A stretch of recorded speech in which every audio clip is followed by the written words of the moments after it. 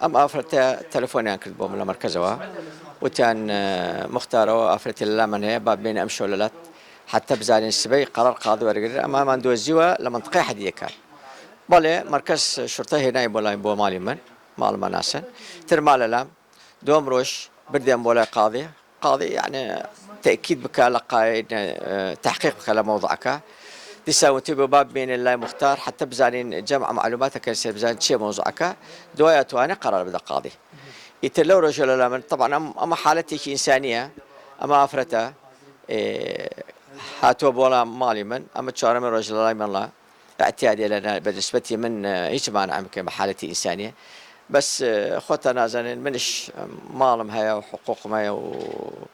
وخصوصيات ما يلمال يعني دعوة كم لا مسؤول كاني لا بغاوة يعني شونيكي ما أوايكي بكن مو أمشتاني كرودا بتوان أم اشتوا لو لشو ندعبنين أما حسب وقصاكات عليه لولات شرق أفريقيا هاتوا على أساس ليشكا ديارة أو شركاني و أماني هنا وأتوانين إيوه بتشير رجيك بتوانن لرجي وابزام هولير وهاتوا أخوي قصاكرت أو شركة بزان كام شركة أماني هنا تسيب كيان كردوا أتوانين إيوه بتشجورك بقينا بو مالا حتى أو مالا